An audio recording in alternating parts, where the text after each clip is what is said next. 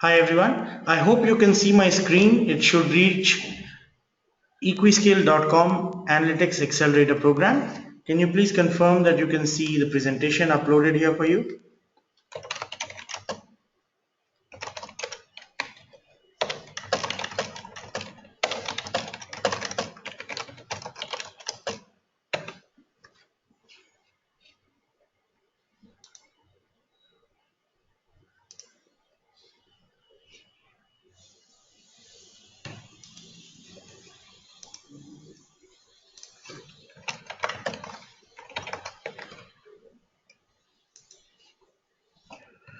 All right, great. Thank you so much. We've got Ratnakar Pandey joining us very shortly. I'm here, Amit. Can you hear me? Yes, you're audible, RP. Thank you so much. So before we go anywhere, can we please introduce ourselves and in terms of the audience? So could you tell us a little bit about what location you're based out of and whether you're working or whether you're studying? So Guru, Richa and Unmil, if you could please introduce yourselves here.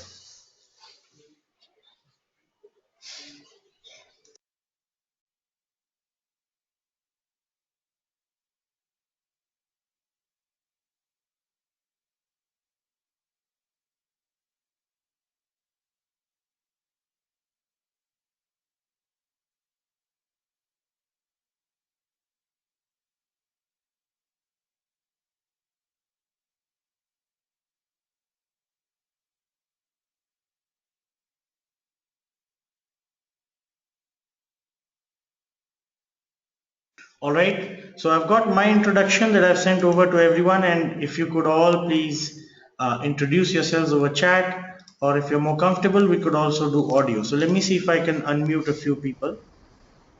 All right, Guru, thank you. Thank you for your introduction.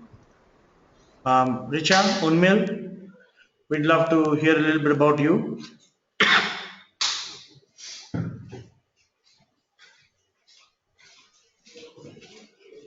All right. So while you start up, I'm going to start off here and talk a little bit about the Analytics Accelerator program by equiscale.com. First of all, a little bit about me. I'm Amit Upadhyay. I'm a computer engineer and an MBA in human resources, and I've spent more than a decade working for companies from Amazon.com to the General Electric company, and lastly, I was with the Citigroup heading up the advanced analytics division here in Bangalore. I have a passion for facilitating leadership programs and analytics programs, and that's a little bit about me. Thank you, Guru, for sharing a little bit about you. And let me see if in the chat box we've got any more introductions. So, Unmil, you're from Nagpur and pursuing engineering and IT. Thank you, Unmil. Richa, I could not hear you, but if you could type out your introduction, that would be great. So you could just put it in the chat box,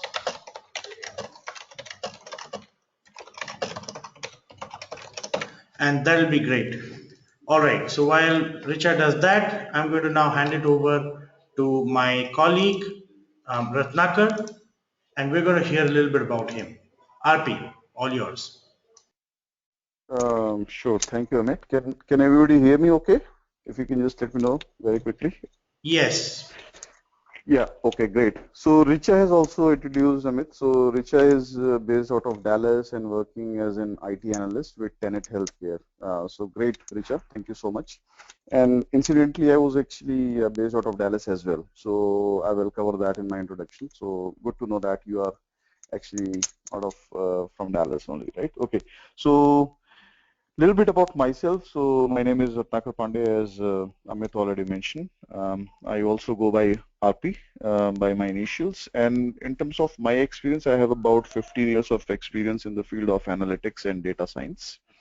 Similar to Amit, I've been working with Citigroup as the vice president and the site leader and the analytics delivery lead for the entire geography, particularly the Dynamics and the Latin America region. Prior to that, I was doing several roles within the Citigroup, all leadership roles, managing bigger teams, and supporting the North America and other geographies. Prior to Citigroup, I worked with a couple of other key corporates in the field of analytics and data science, namely the Texas Instruments in Dallas, Texas, and also Target. Target is obviously, for those of you who are based out of US will obviously know, but I mean, for people who don't have the visibility, is the second largest retailer in the US, right?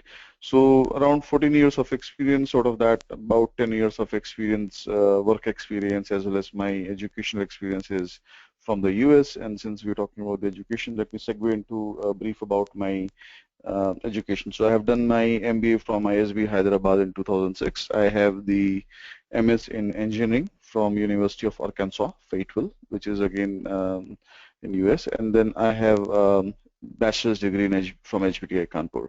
So really excited to be here, guys, and hopefully, I mean, between two of us, we should give you some visibility about, what the field of analytics and data science is. And some of you already have WorkX, and others are trying to get started in the field of analytics and data science. So obviously, we'll be very happy to take you further on this journey. So back to you, Amit. Thanks a bunch, Arpi. And by the way, Unmil, Guru, and Richa, if you've got any questions at any time, do feel free to type in the chat box. We keep an eye out on all of the chat questions that come up and answer them on the spot. So your questions need not wait till the end of this webinar. All right, I'm going to go ahead now. We're going to talk about the journey of data and how data became as prolific as it is all around us here today. If you look at the picture on the left-hand side of your screens, the 70s and the 80s, computers were largely owned by corporations and people went to office, worked on data that pertained to the enterprise or the business and came back home. There wasn't a huge amount of data about us available on these computers. It was largely business and enterprise data. Well, all of that changed around August the 12th, 1981, when IBM came out with the first PC, the personal computer.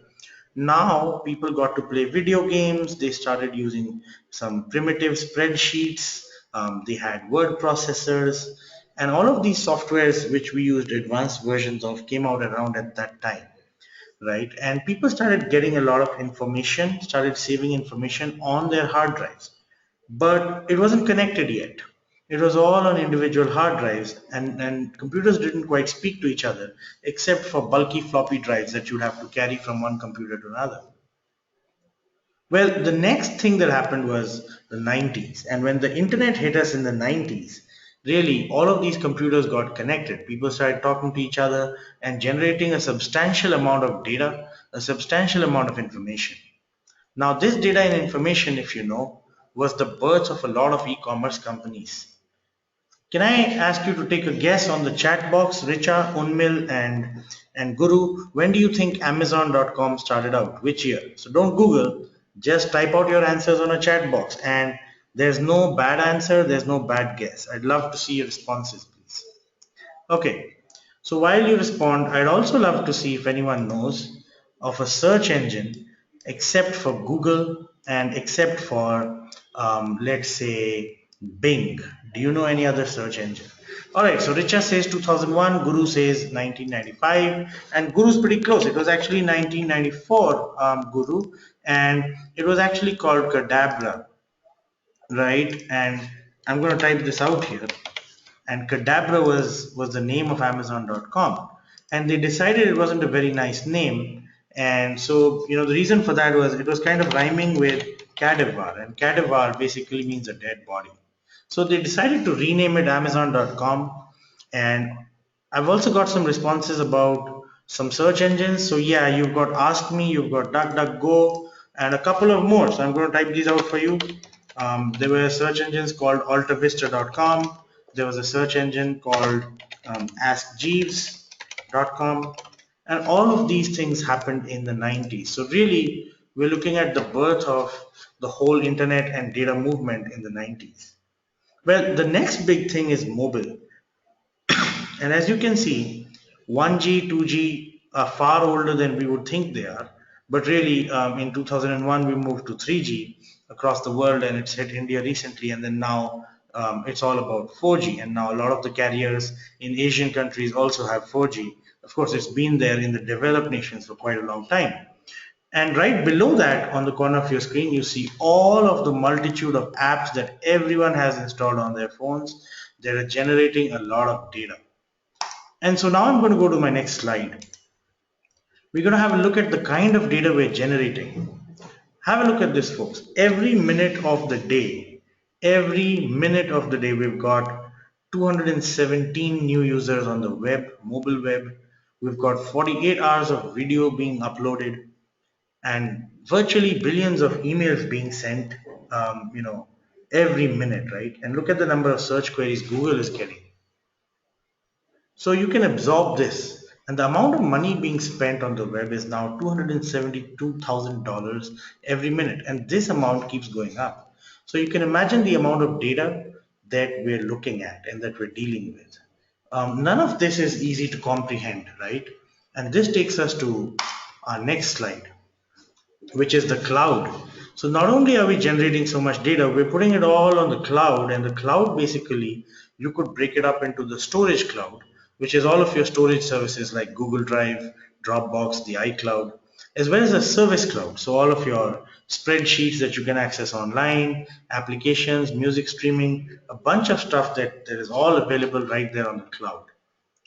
Now, this is sort of where we've reached right now, but this is not it. There's more coming up. And in the next slide, I'm talking about the Internet of Things. I don't know how many of you have heard of this. So you could chat in the chat box if you've heard of IoT or the Internet of Things, right? The basic tenet or the basic idea is that a lot of devices that we did not think would be connected to the internet or would be talking to each other on a network are actually now going to be connected to a network. Take the example of gas turbines, made by companies as large as GE or as Siemens.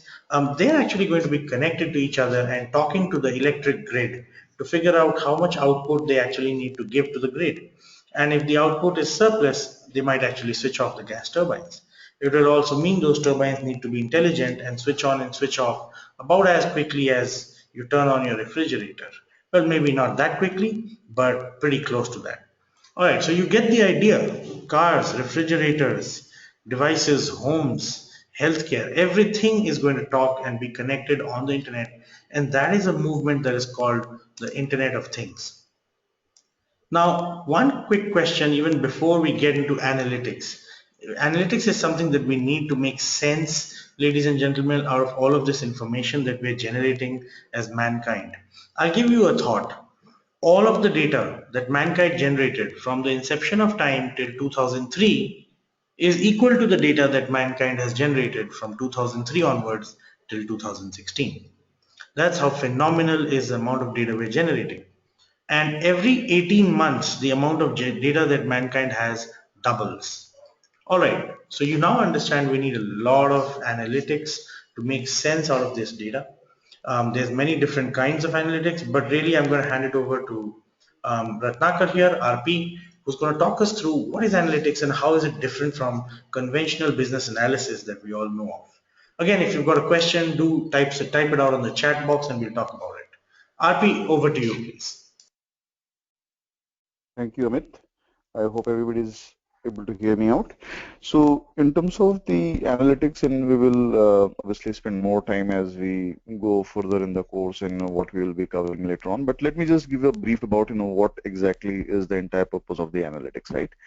And why the corporates are getting more interested in the analytics and so on. So I think there's a comment. Let me just take a look. So, sir, what is machine learning? Guru is asking. So, Guru, I'll spend some time there. I'll obviously, talk about the machine learning as well, right? So, basically, if you look at the analysis versus the analytics, I'm not going to spend a lot of time looking at the time allocation that we have for today. Analysis is, any sort of number crunching that we do on a regular basis. So, for example, if I take myself back to my early days in Tata Motors, I mean, I was still playing with the spreadsheet. Right? But was I doing analytics? The answer clearly is no, right? So analytics is basically the data mining activity from which you are intending to generate some information, some insights which are previously unknown to your stakeholders or to your user community.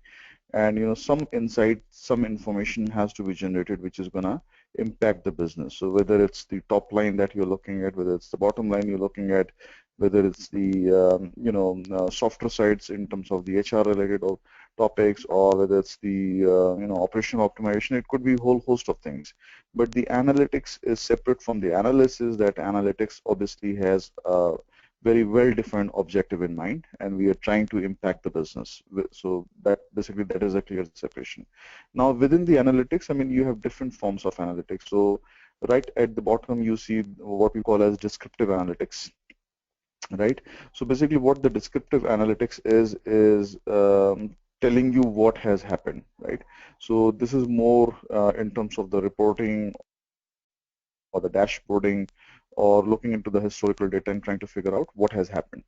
The next layer is what we call as predictive analytics, which is basically slightly more advanced in the continuum, and that is looking into not only I know what has happened, but I also know why it has happened, right? So you are trying to answer the question of why. So for example, I mean, let's look at setup like Amazon or Flipkart, one of the major e-commerce companies in India. So if they are looking at their sales for last, let's say, 6 months, and they know what exactly has happened in the sales, whether they were able to do better job over the weekends or weekdays, or whether they were able to do better in terms of certain promotion. So all of that is what. Now, if they correlate that behavior to what were the underlying reasons, so whether my pricing was better than Amazon, for example, or I had much more effective campaign in terms of my marketing and the 4 Ps that go in the marketing, right? Or it could be a whole host of different things that they'll be trying to connect to what really happened in the sales. So basically they are able to answer why the sales went up or why the sales went down. So that is what we call as predictive analytics. Now the most advanced form, which is right on the top, is what we call as prescriptive analytics, which is where you are saying that I'm kind of wearing a different hat now. I am moving away from a data analytics person, and now I am more as a business head or more as a business consultant, where I know not only what has happened, why it has happened, but I can also give business insights about what they should be doing in terms of safeguarding their interests, in terms of ensuring that the business continues to grow. What is it that they should be doing? So you can clearly see a clear demarcation between the different sort of analytics that we do on a regular basis, and prescriptive analytics is where you will see the boundaries between the analytics and the business leadership is blurring to the maximum possible extent. But is there any one which is preferred over the others? The answer is probably not, because all three are important in a particular corporate setup, right? So we can go to the next slide, Amit.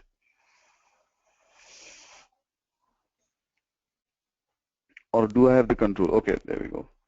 So, I mean, in terms of, what are the different ways analytics are being used, or, analytics and data science, and I use it interchangeably, guys, so don't get confused, what I'm talking as the analytics, what I'm saying as a data science, because as we are moving forward on this journey of the data mining and analytics, both are becoming synonymous, right? So there's no clear separation that exists. So, I mean, you can clearly see there are basically almost no areas in a customer life cycle, in a corporate's engagement with a customer, which is not being touched by the analytics, right? So, some of the earlier users have obviously been the banking setup, particularly the risk, where, I have to really understand who the customer is, what is their ability to pay, what is their willingness to pay, and can I, give this loan to a particular customer? And if I do give the loan, what is the probability that the customer is going to default? What sort of risk and pricings that I need to have to kind of, make sure that I don't run into the losses, right? So risk has been a typical user of the analytics for a very long time now. Fraud similarly is basically, leveraging analytics for the similar sort of objectives. Now what has happened is now the use of analytics has kind of stepped out, and now it's getting into the areas which conventionally we have not been using analytics, and particularly things like marketing campaign optimization, right? So even the banking setups are using that. Channels optimization. So what should be my channel touchpoint strategy? How many touchpoints shall I have? What sort of channel mix should I have? So how many times I should be doing the direct mailer versus email versus SMS versus telemarketing. So all of those are being optimized using the analytics, and if I look back in terms of my work in Citigroup, 70 to 80% of the analytics work that we do is basically typically falling on the marketing analytics, which basically means the entire product assortment, the customer lifecycle understanding, offering the products which actually meet the customer's requirements, and so on and so forth, right? Similarly, you look at the other areas like the workforce and the supply chain. I think I have a comment. Let me just take a look. What is geospatial analysis? Guru is asking. So Guru, I will answer both of your question in one go. So just allow me a few seconds and then I'll answer both the machine learning and the geospatial analysis as well, right? So, some of the other areas which were a laggard earlier on, like the HR, right? I mean, you'll see that HR is also now jumping on the bandwagon and they are using analytics to really understand deep into the, different issues impacting the customer and how they can actually really optimize things which are happening, right? Similarly, finance and the entire supply chain operations optimization that the e-commerce companies work on, right? So now before I move on, obviously Guru has two questions that I will answer. So anything from Unmil, you or Richa that probably I can help you out. I will talk about the machine learning that Unmil Guru was asking about. So machine learning, Guru, I mean, simply put, I mean, it's a complex topic to go at this point of time, but machine learning is basically that, you're not necessarily looking at a human analyst to sit and analyze the data that is being generated, but what you have done is you have already created the algorithms and you have given those algorithms to your network, so your computers and your servers and all the things which are actually kind of forming the entire hardware for you. And what these computers in the return they do is basically whenever there is a certain sort of decision process where a customer has to go through or you have to take the customer through that journey, those machines will be able to score the customer on a certain algorithm. So for example, let's say I have a loan application where a customer is coming through and I have to make a call on whether the loan is being going to be approved or not going to be approved, right? So there are a couple of ways I can do it. One is basically I can have a human analyst looking at that application and making the decision on it, right? The other is that I have trained the machine. So as soon as the application is submitted, the machine itself or the computer itself is able to input all the parameters in the model, and based on the output of that model, it will come out and say within like split of second, it will say yes, approved and or not approved, or that your application is being forwarded to the analyst, right? So that's one aspect of that. The second aspect is that over a period of time, these algorithms are self-training. So for example, when the new data comes in, these models will be retweaked and then they will be able to see how well I'm fitting in terms of my actual customer behavior, and based on that they will be keep on making the changes in the coefficients of the model, for example, right? And they will be always more or less real time in terms of what really happens, right? So that's briefly put about the machine learning, and there are a lot of different algorithms which actually are being used as we talk about. So I will give you a few examples. So Amazon recommendation engine that guys would have seen that, I mean, people who bought this also bought this, or people who viewed this also viewed this, or frequently bought together. That's one typical example of machine learning algorithm. They will look at the history of what happens, and based on that, they will be able to optimize that, right? Similarly, Netflix recommendation engine is another one that comes to my mind, right? Now, the other question you had was in terms of, I think, It was the about geospatial, geospatial data, and I can take, geospatial. yeah, geospatial analysis. Yeah, So, we've actually got a yeah, demo go ahead, Amit. up RP, right, on the Chicago crime Yeah, yeah. narcotics data. Yeah. Please go ahead. Yeah. We can move on then. Yeah. Sure. So, Guru, it's basically looking at geospatial parameters of data, for example, latitude and longitude, and trying to, identify certain patterns about either the consumption of a certain thing or the generation of revenue, and trying to correlate if there's geospatial factors, which is to say latitude or longitude factors, or abstractions of latitude and longitude. For example, the city Hyderabad is the abstraction of a certain latitude and a longitude. So is there a correlation between a certain thing you're trying to predict, for example, revenue or credit card spend or the utilization of drugs, for example, and the certain locality or the latitude and longitude of that locality or the geospatial data?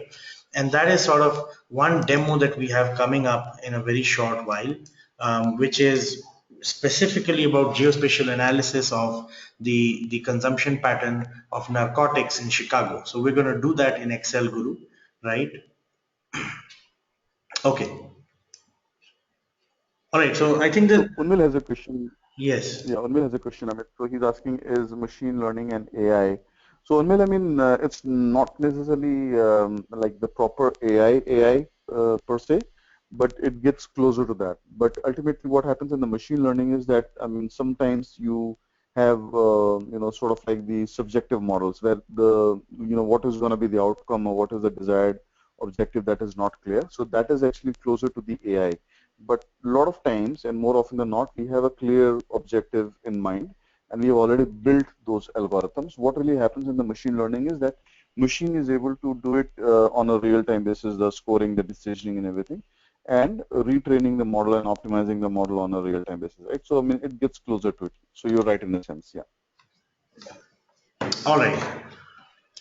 That's great. I'm going to move to the next slide now. Thanks for all the questions. RP, over to you. Yeah, so I mean, we talked about this and how, the banking industry has been evolving and, what are the different push and pull forces and how analytics is actually kind of helping the banks along in this journey, right? So if you look at how the customer is looking at the banks now and what is their view of the banks, right? So they are saying that the traditional way of the banking, for example, may not necessarily be something that they will continuously look forward to, in their future. So they want the banks to be kind of keeping abreast with their way of looking at the life, right? So you'll see that a lot of digitization is happening in the banks, right? So for example, nowadays, I mean, people have, kind of mentioned this to banks in different forums that they don't necessarily need to visit a bank unless they have to, and they don't necessarily need a bank. What they need is basically the banking. What they need is that somebody to facilitate their payment, somebody to give them the cash when they want, somebody to ensure that they can buy things on the cards or the wallet and things like that, right? So, analytics is one of the key driver in terms of ensuring that the banks are able to, kind of go further in that direction and meet the objectives in terms of, what are the customer requirements, right? So, I mean, you can see there are a lot of bubbles here, and you can see, there's a huge focus on debranching, which is nothing but, looking at the alternative channels. There's a focus on, peer-to-peer lending sort of thing, right? Where, I mean, people are saying, oh, why didn't you have a middleman like a bank in between? If I need the loan and if somebody else has the excess cash, why cannot be kind of the exchange be happening directly between the two parties, right? And you'll see, all of these things are actually the underpinning or the the sort of like the building blocks for all of these new ways of banking is nothing but understanding the customer requirements, and analytics is a key driver for that, right? Next one. Sure. And RP, I'm going to take it from there if you're okay. Yeah, yeah, please.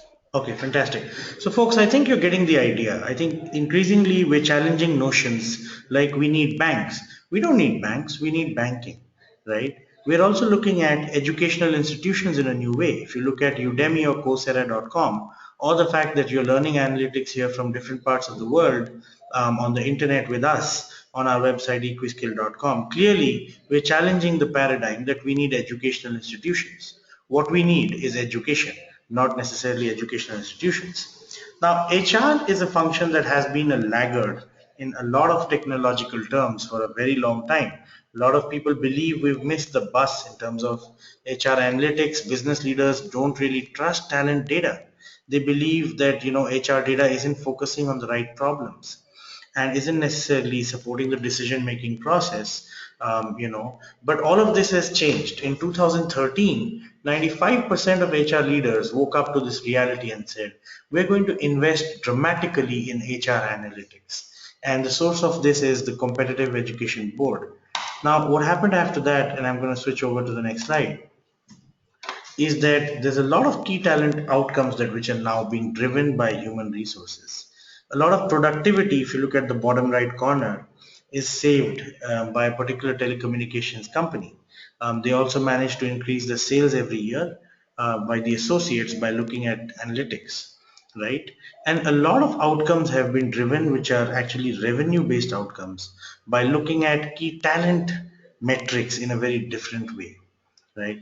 So look at all of these things that have happened because of analytics in human resources. But CEOs want more. And what this slide here illustrates is the fact that CEOs believe data is inadequate. And a simple way of understanding this visualization that you see here is that orange color denotes the CEO's feeling that the data they're getting is inadequate. So look at return on investment from human resources. CEOs believe 22% of CEOs believe that this data is inadequate, and 1,258 CEOs have been surveyed.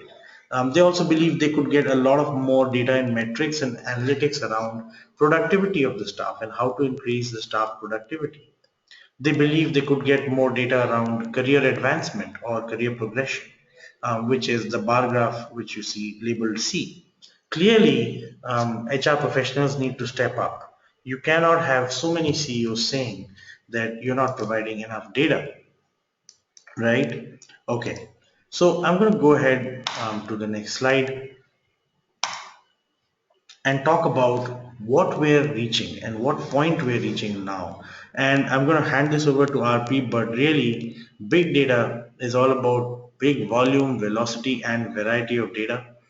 Data is the new oil. You see a lot of companies that believe data is their primary asset, whether it be Airbnb or Google or Amazon. Really, what they're selling is data and outcomes based on the data they have. Really, even Indian companies now, like the Tata Group, have opened up their analytics COE, and they're looking at the data of the entire Tata enterprise and thinking about whether they could leverage that data, right, and make profits out of it. So data is not just the new oil, it's also the new soil. It is the investment of multi corporations. So I'm going to hand this slide over to RP now and see what he's got to add to this.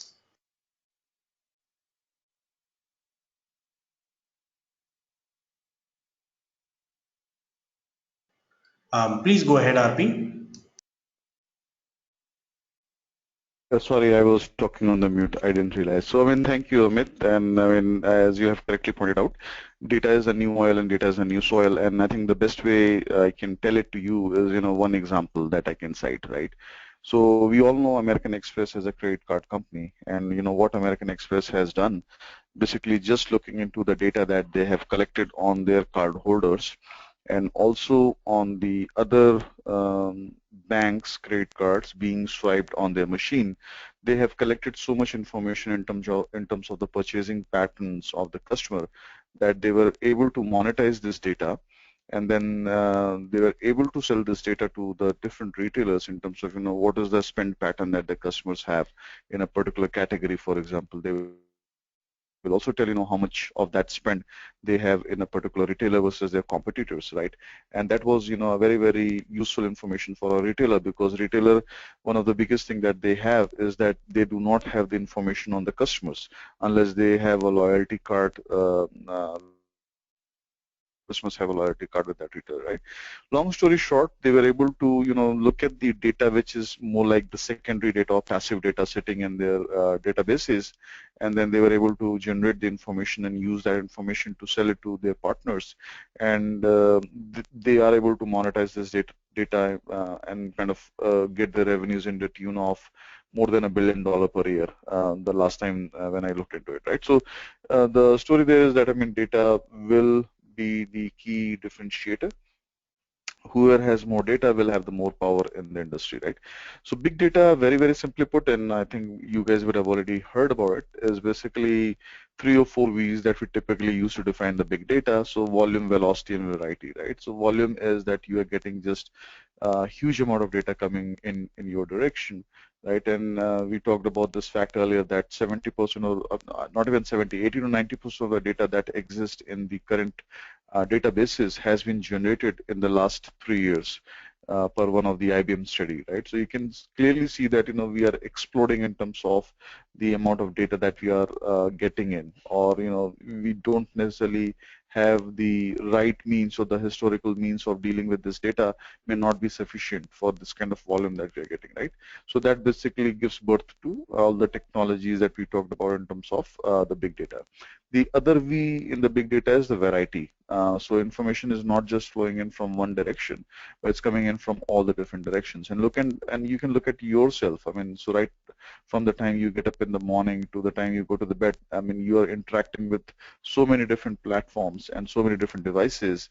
You're generating all this information that, people are able to look into, and they are able to figure out, what sort of person you are, what sort of products and services you require, how can they service you better, right? So, I mean, all of that data is getting generated. You're also active on the social media. You have friends and families that you share the pictures or the tweets and, videos with, and all of that is actually generating information on you. And we are looking at all this information from all the different sources. So, I mean, it could be the raw data file, it could be the videos, it could be the pictures, it could be the tweets, it could be, where you went on Uber or Ola Cab and so on and so forth. So, I mean, you are generating tons of information as you just go about your daily life, right? So that's the second V, the variety of that. The velocity is obviously quite obvious that, I mean, it's coming in at a very, very fast pace. And the study by the IBM that 80% of the data has been generated in the last couple of years is basically talking about that velocity part, right?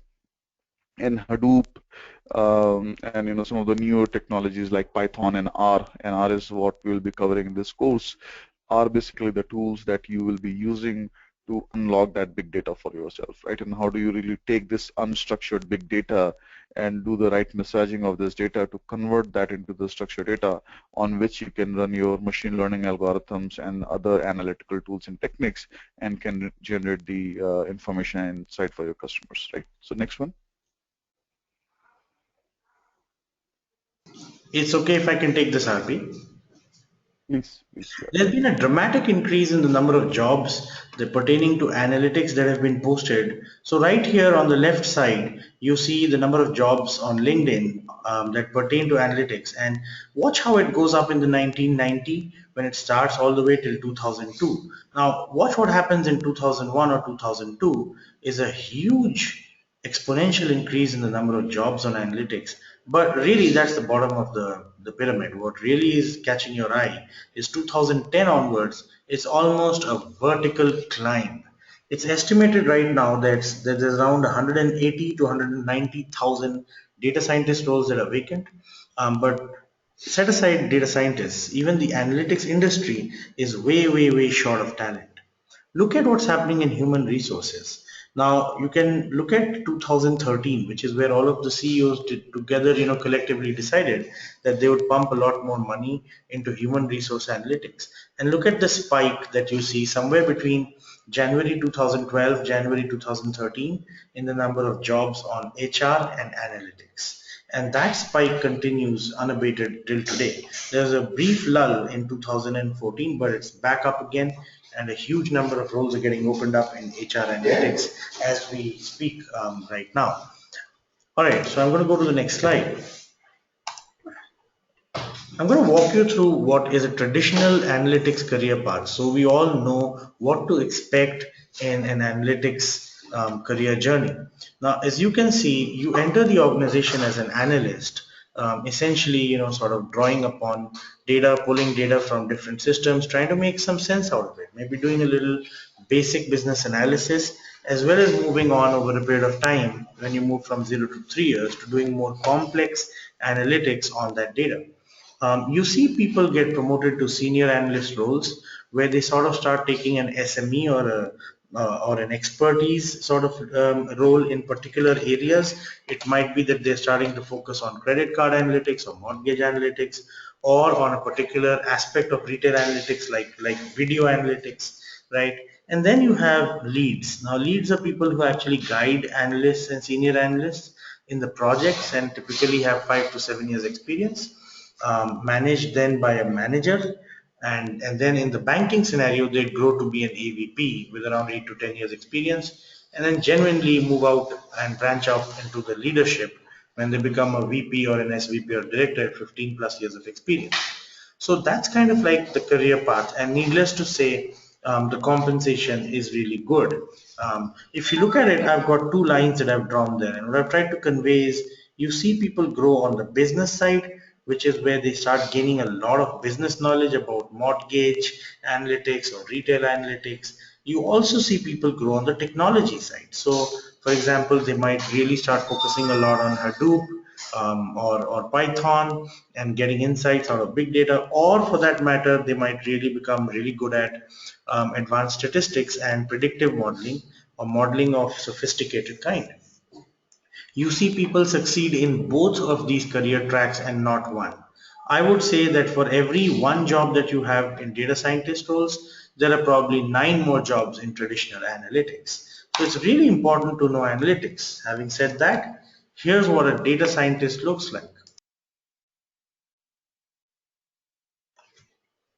And here's one more. All right, so like you can see, data science is really the intersection of a lot of different areas. So there's computer science, mathematics, statistics, machine learning, research and software, but also subject matter expertise in a particular area, right? So you tend to be a data scientist in a particular domain or particular area, not just a very generic data scientist that can work in any area, right? Okay, now this term is very cool, but like what RP said, it's become synonymous with analytics, and today a lot of educational institutions use the word big data analytics almost synonymously.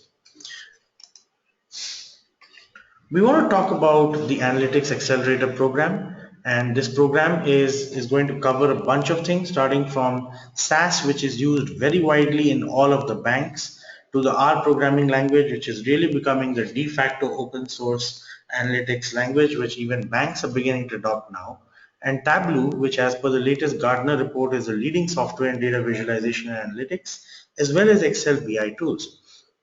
And we're going to cover all of this through very near real data sets that we have prepared based on our experiences in the corporate sector for more than 15 to 20 years. Each one of our classes is going to be recorded and available to you. All of the data that you see us practice on is going to be available to you as well. And we're going to give you a couple of demos right now. And here's the topics that I just talked about, the tools, the pedagogy will be case studies, business case studies on mortgage, retail, credit cards, HR, including attrition analytics, including looking at text mining of attrition comments and sentiment analysis of exit interview comments that people gave when they left companies. And you're going to practice with us in our labs. And finally, when you complete the project, you'll get a certification. Now, we also help with building your resume and looking at opportunities where we can, using our network, push your resumes for jobs in analytics if you are interested in those jobs.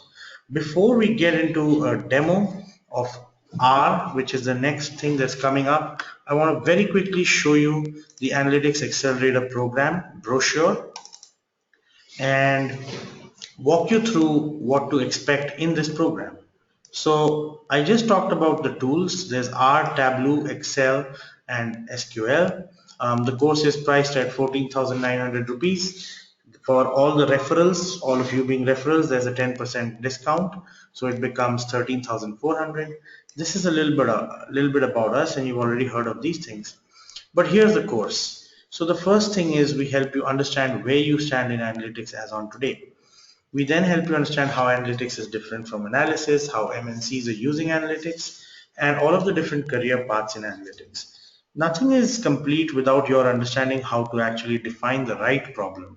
Very often you end up finding the right solution to the wrong problem. So we help you with structured and critical thinking to define problems and solve the right problems. Now, once you have the right business problems, we help you with very advanced Excel, including Excel business intelligence tools like Power Pivot, Power Maps, which is geospatial data guru, which I'm going to show you in a short while, and then advanced techniques like the R programming language and SAS and Tableau.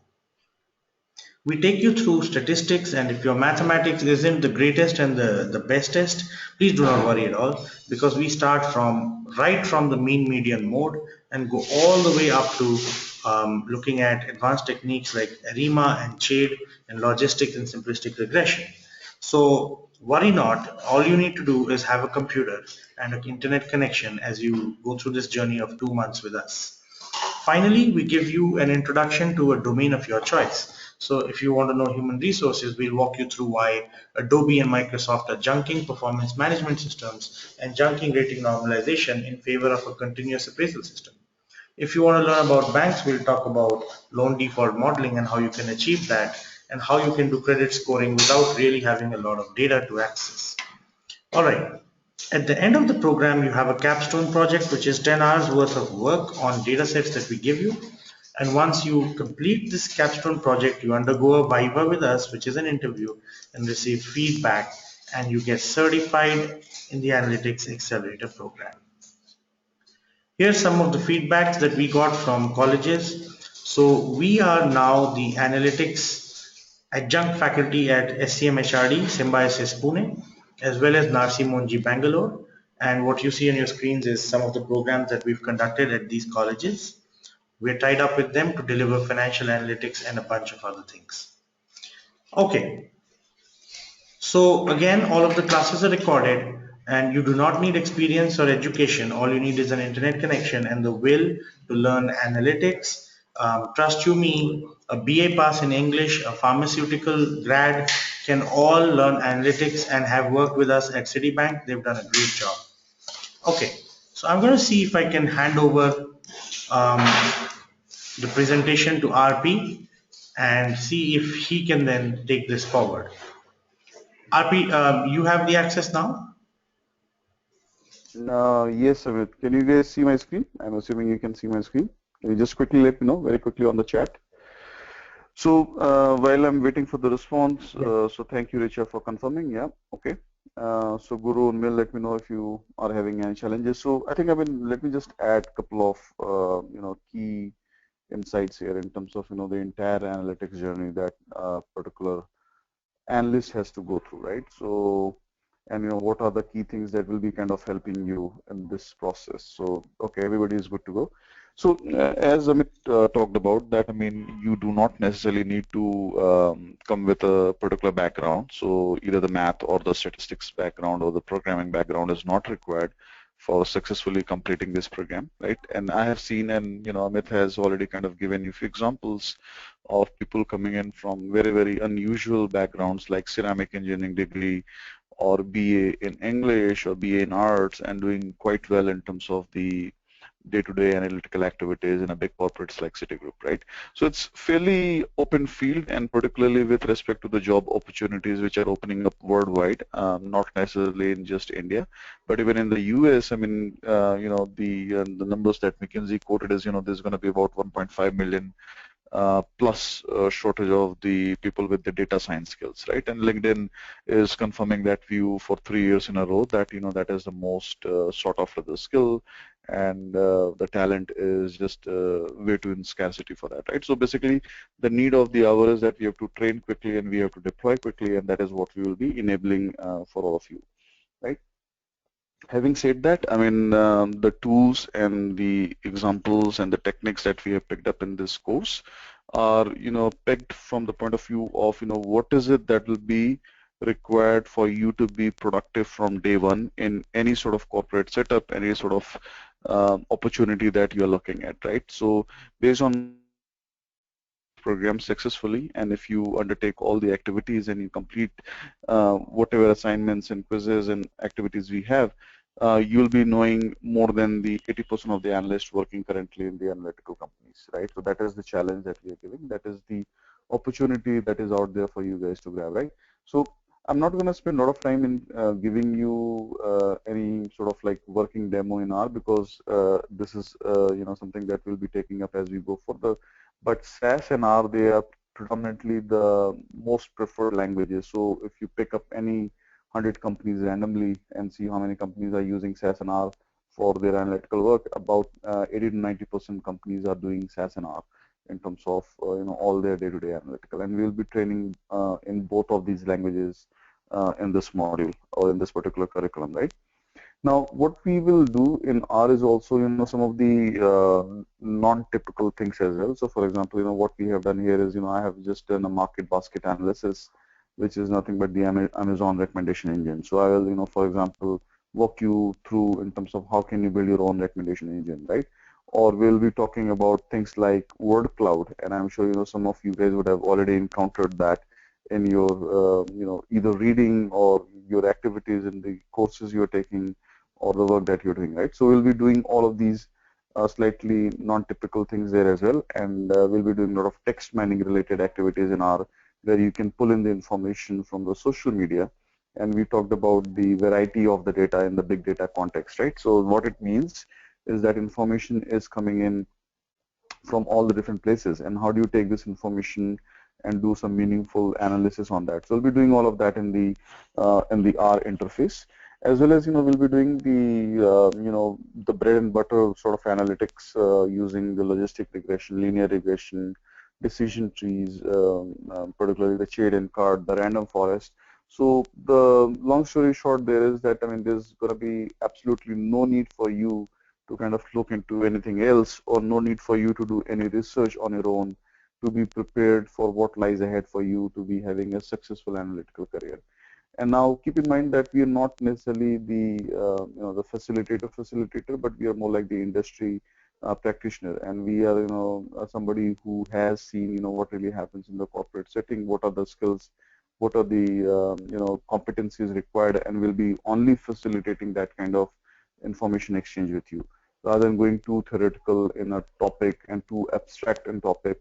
I mean, that doesn't really make sense. So we'll be just trying to keep that practical viewpoint in our mind whenever we are having discussion on any of these tools and techniques and different modules that we have listed out there, right?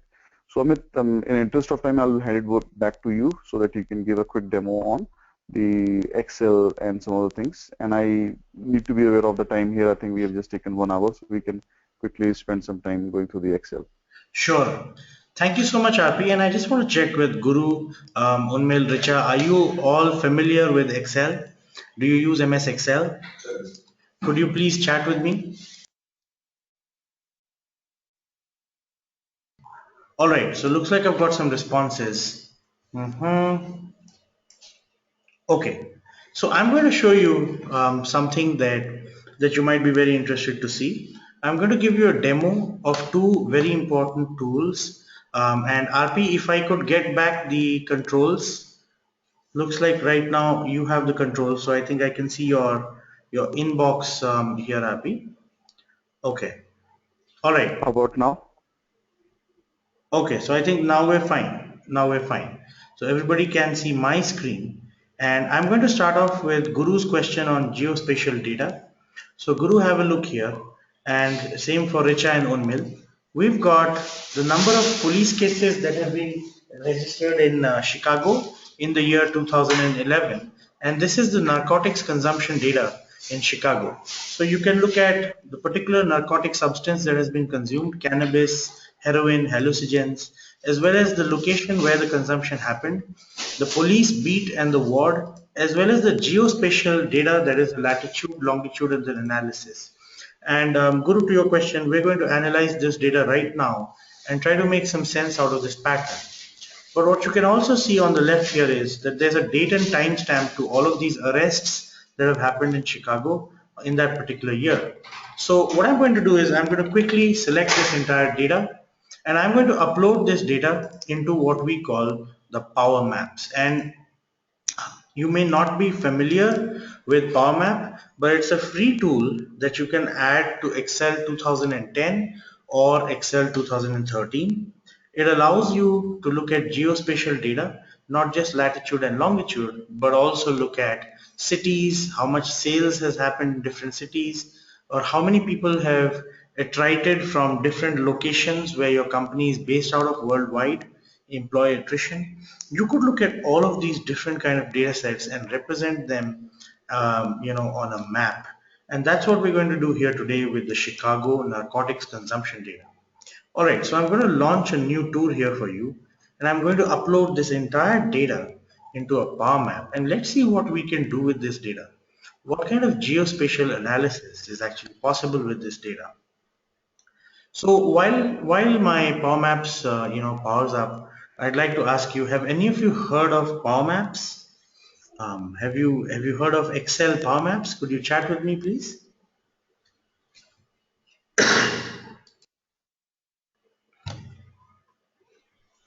Okay. All right. Okay. All right. So no one seems to have heard of Power Maps, which is okay. And I'm trying to pull this up now. Power Maps needs to reference the Microsoft Bing server, and what Power Maps will essentially do is pull all the data in terms of the latitude and longitude, and pull it up from the Bing server and create a 3D visualization of this particular consumption pattern. And while this opens up, I see that it's taking a little longer to open up than it normally would, right? Please give me a second here. Okay, I'm actually going to show you a visualization that I created using Excel Power Maps. And while this visualization opens up, right, we're going to see if I can show you a different visualization. Okay, right, so looks like this visualization has opened up. Now, can you chat with me if you can see the map of the US on your screen right now? And I'm going to put the labels on the map.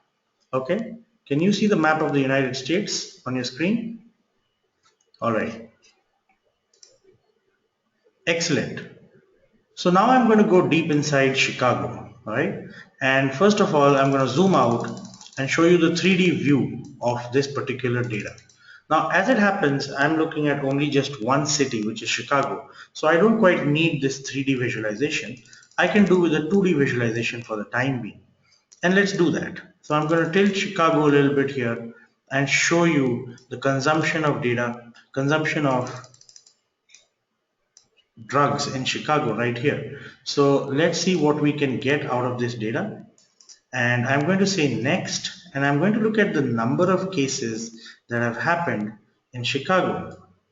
And I'm going to see if I can connect it and make some sense out of it. All right. Now you can see on a geospatial basis the amount of consumption of narcotics that has happened in Chicago. You can see the bar graphs right here on the surface of the particular data. But I have not just the amount of consumption of narcotics, I also have the timestamp, which is over here. I can see the date on which this consumption has happened. So how can I make use of this data? So I'm going to drag date and put it in the time field, and now let's see what happens. Okay, as you can see, Excel now creates a visualization which shows you on the top left over a period of time how the consumption of narcotics increased in different localities of Chicago. What I'm going to do here is I'm going to see if I can use a heat map. Now I've selected a heat map. Now watch what happens.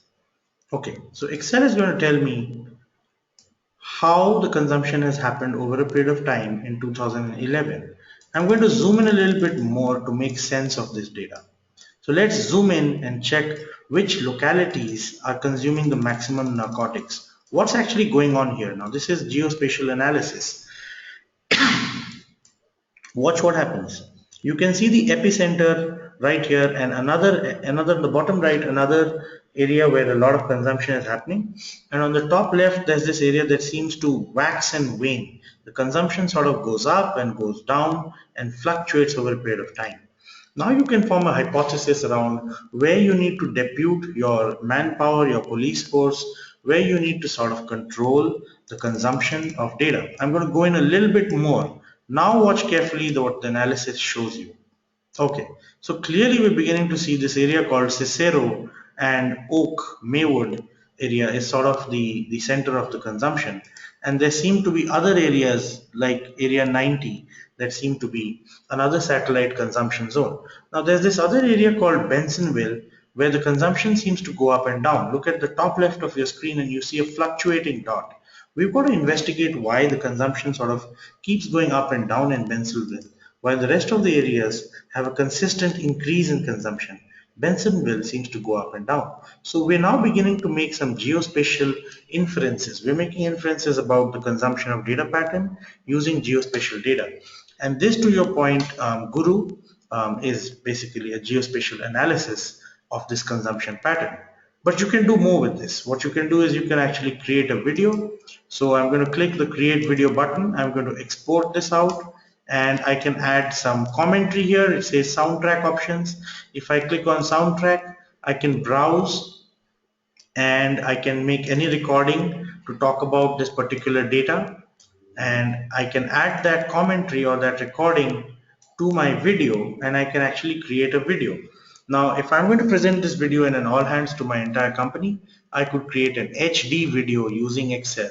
Yes, that's right. You can create high definition videos of data visualizations using MS Excel. But for the time being, I'm going to do a quick export and create a mobile version of this data. So let me see if I can save this as AAP25 Analytics Accelerator Program 25th, and here you go.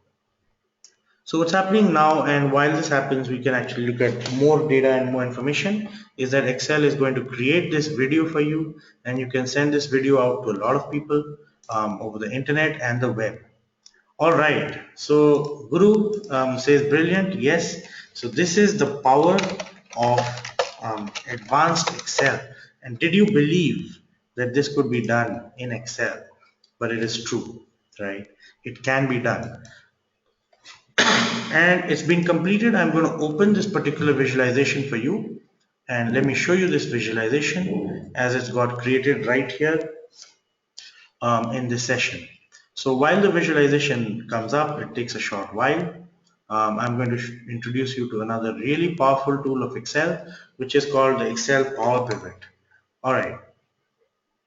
So let me see if I can pull up the Power Pivot for you. And before that, I just want to see if I can show you the visualization that we just created here. It should be coming up anytime now. Okay. Yeah. I'm going to close up this particular file. I'm not going to save it. And while the visualization comes up, I'm going to show you the next most important tool. And this is the Excel Power Pivot. So we just looked at the power maps, but now let's look at the Power Pivot. Again, I've got time which is around 11 minutes. So let me see if I can give you a really powerful demo of the Power Pivot. First things first, I'm going to select this whole data and I'm going to insert a table. Now let me show you the benefit of inserting a table.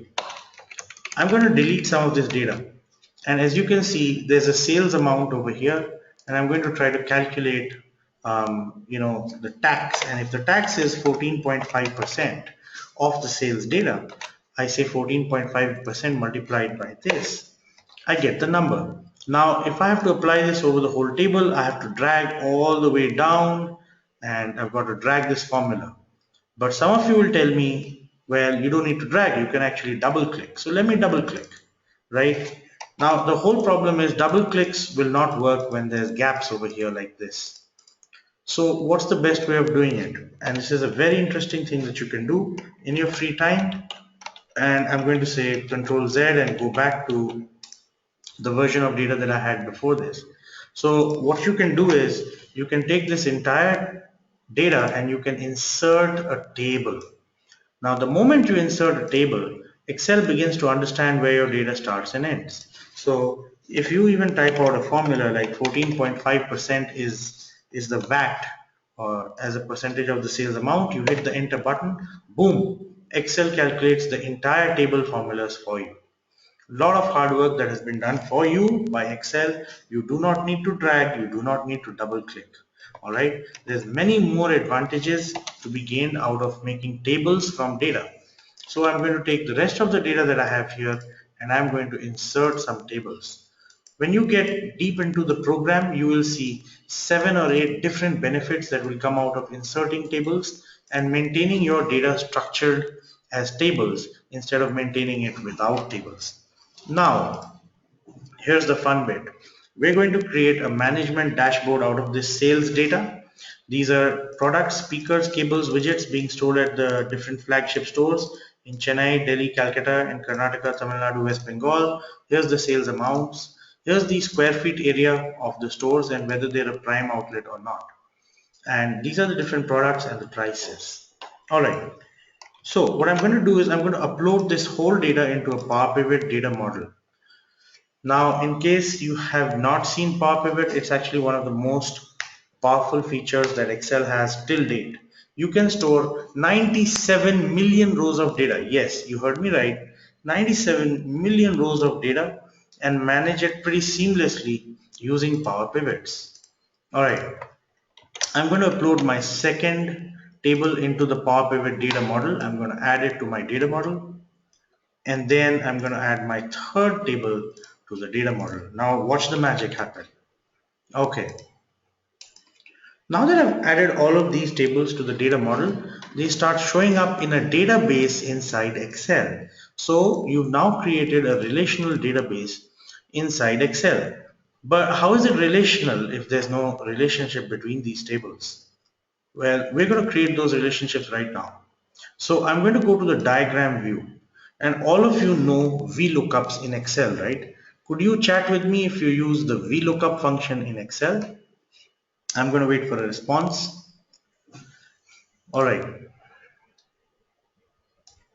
Yes. So Richa uses VLOOKUP. Well, my point to you is, Guru's used it a couple of times, and that's all. Well, and Unmil's never heard of it. So Unmil, essentially, if you've got two tables and they have one field in common, for example, this table here has product, and this table here has product as well.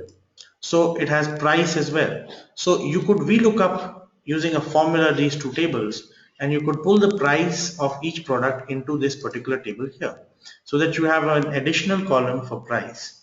And people spend a lot of time doing VLOOKUPs inside Excel, right?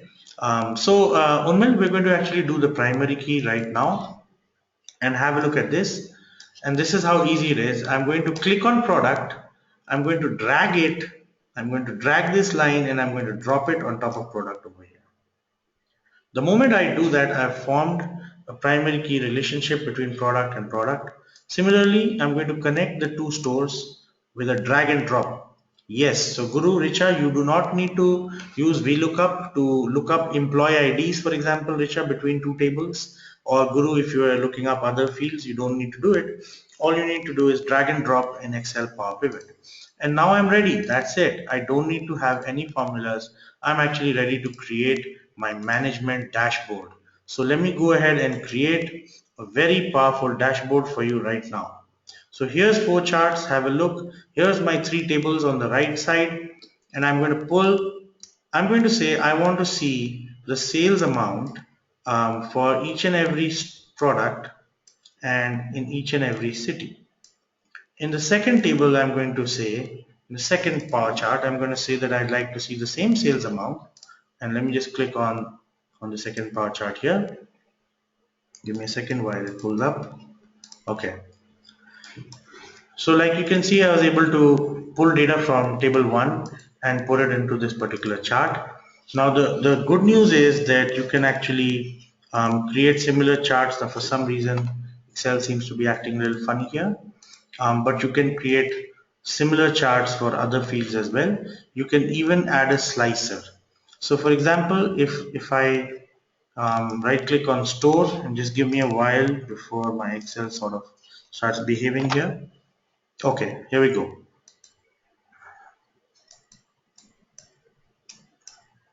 All right, there seems to be a problem. Okay, for some reason, I seem to have a connectivity issue here, right? So you can basically create three more charts just like this chart over here, and you can create connections between data without using VLOOKUPs, and create a management dashboard that you can actually share across with your leadership. And all of this is possible using Power Pivot without even writing a single formula. So now you see the power of Excel. You see what can be achieved in terms of creating databases, creating management dashboards inside Excel. And these are known as the Power BI suite, or the BI suite of products that Microsoft offers within Excel. Okay. Now I'm going to see if I can actually show you sales. Here we go, as per the state. So let me pick up the state here, and Let me see if I can add a slicer from the other table. So I'm going to add a slicer for prime outlets. So here we go. I'm going to add a slicer right here, and condense this slicer for you, right? And I'm going to put it right on top of my table over here. Now, if I say show me the sales in prime outlets, I just have to click yes, and it shows me the sales in prime outlets. If I click no, it shows me the sales in the non-prime outlets. As it turns out, there's only one non-prime outlet, and that's in West Bengal. Okay. In the third chart, let's see if I can have a look at the sales amount just by product. And I want to look at the square feet area of the store. So I'm going to add a slicer for the square feet area of the store. I'm going to try and see if the sales increases as the square feet area of the store increases. So let me minimize this slicer here. A small slicer that I'm going to put right in between. If my boss asks me, tell me what kind of products have we sold in the stores that were 3000 square feet, I click on 3000 square feet and here we go. This is the distribution of sales for 3000 square feet. Now you've got aesthetics also that you need to deal with. People like data presented in different ways, but before I do that, I'm actually going to look at the sales as per the stores in my fourth table, and I'm going to see if I can go with a more powerful looking visualization. So here we go. I'm going to use a black theme to convey a little extra power. All right. And we're creating a live management dashboard with slicers, and this is something that you will be able to do very easily in Excel in a matter of minutes once you've been through the Accelerator program. Okay, all right. And I've got a slicer here, which is very useful when the management asks you questions. And let me see if I can pull up the slicer and click on non-prime outlets, which is yes, and so I get this view. Now finally, we minimize and we're ready. Here's our dashboard. We're ready to export this dashboard to PowerPoint, and you can actually export it by embedding it into PowerPoint so that you can use these slicers inside your PowerPoint presentation. All right. So I think we still have 1 minute left to go. We were able to demo a management dashboard to you in Excel in a matter of around 9 minutes. I hope you liked that demonstration. So is it like an Access database? Yes, it is very much like a database. Currently, it has primary key capabilities, but very shortly it will have foreign keys and other key capabilities as well. It is a database inside Excel, and it's called Power Pivot, and you can install it free of cost. There's many uses of Power Maps and Power Pivot. I hope you found this useful, right? And I want to ask you if you have any questions or comments. Let me unmute everybody now and go back to our presentation, right? So we just did a demo in R in Excel. Couple of simple questions that you might have that I can answer on your behalf is you do not need to be an engineer. You do not need to know coding or statistics. We will start from the ground upwards. All the softwares that you need are actually free of cost except Excel. You need to purchase Excel 2013 or find a way to install that on your computer. You don't have to worry about missing a class. If you miss any class, it does not matter. You will get 100% recording of each class, including this webinar today. We will send you a 100% recorded version of this webinar. So never worry about missing a class because you're in engineering college or because you have to go to work. We'll have the classes on Saturdays and Sundays in the evenings, conveniently timed for you to attend them. If you have work experience, it helps, but it's not a must-have. Freshers can very easily pick up these concepts, Urmil, and this is for you. And in terms of placement guarantees, we give you live feedback. We help you build your resume. We even push your resume to the places where we have connections, but we do not guarantee placements. If you do get the certification, we will try our best to help you with postings and jobs that you can apply for, as well as contacts that you can use.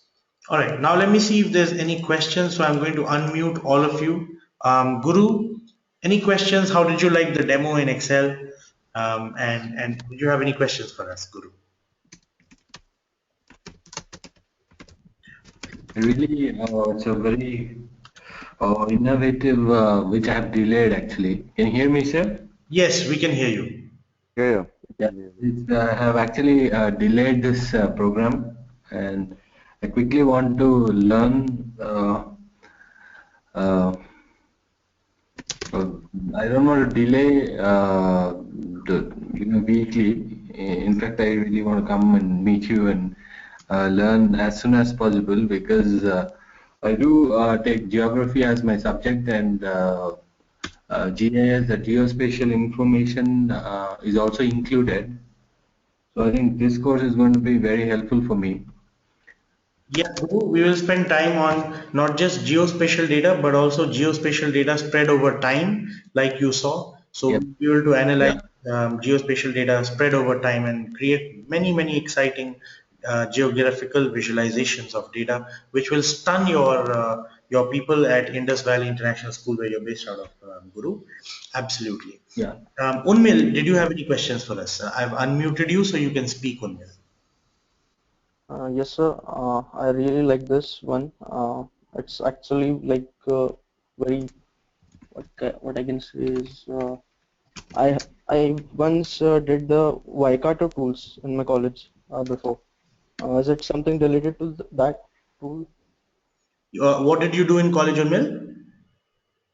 Actually, we had a subject called data warehouse management, Oh, yes. uh, Okay. and they Okay.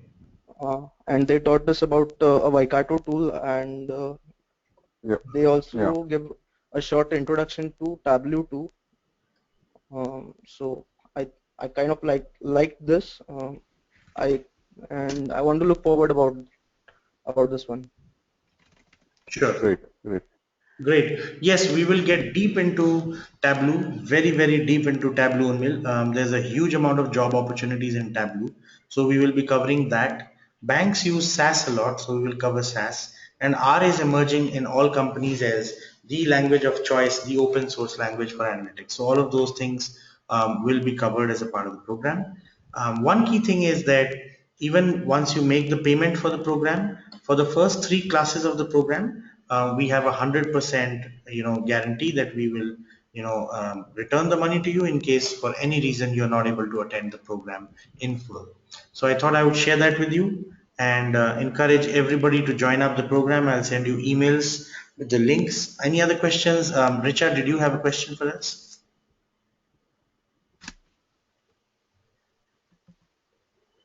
I've got you unmuted, Richa, in case you had a question. I think you're typing something out on chat. Let me just see here. Okay, okay. Right, okay, She's but having some challenge with the microphone. Yeah. yeah, yeah.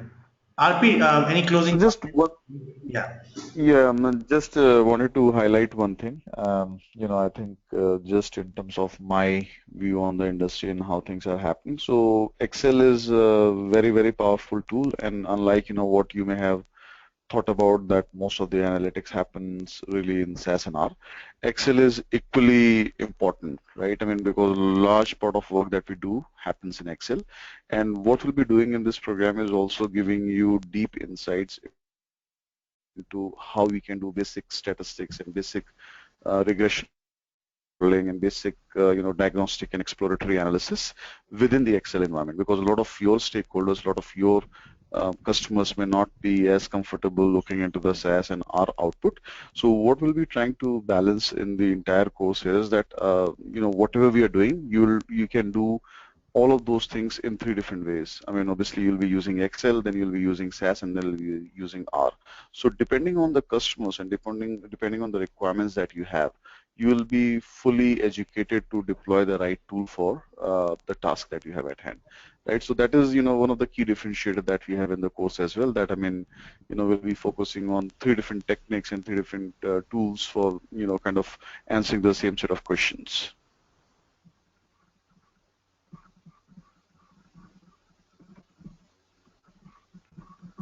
Amit, nothing else from my side. I know Amit's already over time, so we can probably close it out and we can move forward to the next steps in the process.